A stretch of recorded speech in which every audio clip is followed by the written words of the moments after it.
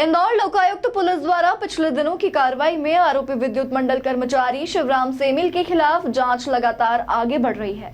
अब तक की जांच में शिवराम के कब्जे से 17 करोड़ 12 लाख रुपए से अधिक की चल संपत्ति का खुलासा हुआ है, जो उनकी अनुमानित वैध आय की तुलना में करीब 750% अनुपातहीन संपत्ति है। जांच के दौरान लोकायुक्त ने अब सेबी को भी पत्र लिखकर मामले से अवगत कराया है और आरोपी के शेयर मार्केट, म्यूचुअल फंड तथा अन्य वित्तीय निवेशों की जानकारी मांगी है। इसके साथ ही आयकर विभाग और संबंधित शासकीय विभागों से भी सेवा विवरण एवं अन्य रिकॉर्ड तलब किए गए हैं। लोकायुक्त के डीएसपी सुनील तालान ने बताया कि विद्युत मंडल अधिकारी शिवराम सेमिल के बैंक खातों की प्रारंभिक जानकारी प्राप्त हो चुकी है, जबकि सेवा विवरण मिलने के बाद आय और संपत्ति का सटीक आकलन किया जाएगा। फिलहाल उनकी अनुमानित वैध आय करीब 2 करोड़ रुपए मानी जा रही है। वहीं जांच के दौरान शिवराम के ग्वालियर मुरैना स्थित पैतृक घर पहुंची टीम ने आरोपी के पैतृक क्षेत्र में एक नवनिर्मित मकान, 40 बाय 20 फीट का भूखंड और करीब 1.25 बीघा कृषि भूमि मिलने की पुष्टि की है। इन संपत्तियों के दस्तावेजों का सत्यापन कराया जा रहा है। तालान ने यह भी बताया कि आरोपी के दामाद और उनके परिवार के नाम पर निवेश तथा एक फैक्ट्री के संचालन से जुड़े दस्तावेज भी जब्त किए गए हैं। बैंक रिकॉर्ड और एमपीआईडीसी से जानकारी लेकर इन निवेशों के स्रोत और संबंधों की भी जांच की जा रही है। हालांकि दामाद के खिलाफ अलग से कोई जांच दर्ज नहीं है, लेकिन परिवार के सदस्य होने के कारण उनकी भूमिका भी मुख्य जांच के दायरे में रहेगी। देखिए, प्रकरण में अग्रिम विवेचना जारी है।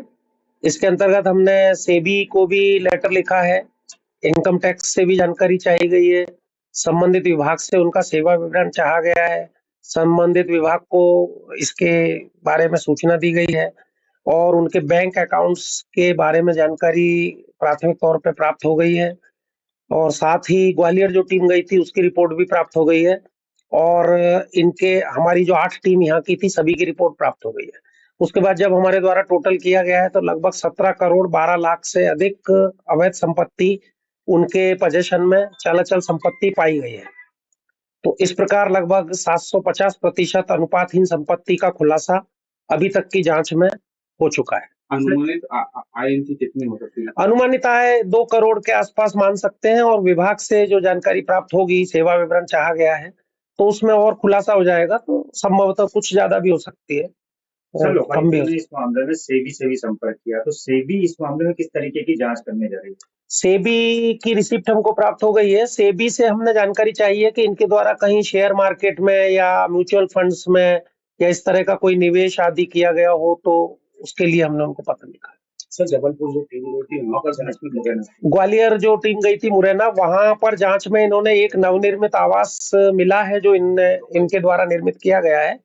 एक करीब 40 बाय 20 का भूखंड भी मिला है, जिसकी रजिस्ट्री प्राप्त करने के लिए पत्र लेख किया जा रहा है और एक 1.25 बीघा करीब कृषि भूमि भी इनके द्वारा वहां मुरैना में अपने पैतृक निवास के पास क्रय की गई है, तो वो भी जानकारी मिली है, उसको भी वेरीफाई किया जा रहा है। सर, इनके जो दामाद हैं उनके नाम पे इन्होंने करोड़ों रुपए का इन्वेस्टमेंट किया है, तो क्या उस इन्वेस्टमेंट के लिए कोई अलग से जांच शुरू की जाए, क्योंकि वो भी इसमें भागीदार हैं इनके साथ में कई फर्में में?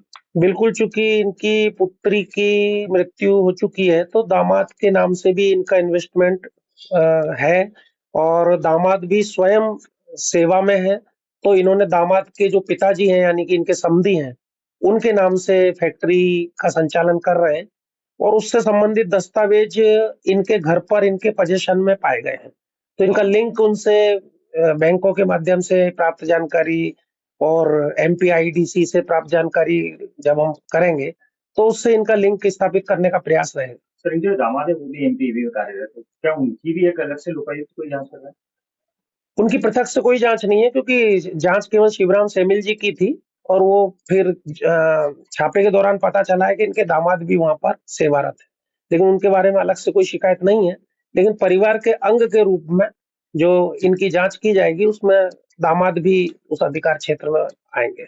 इंदौर से नेशन टाइम की रिपोर्ट।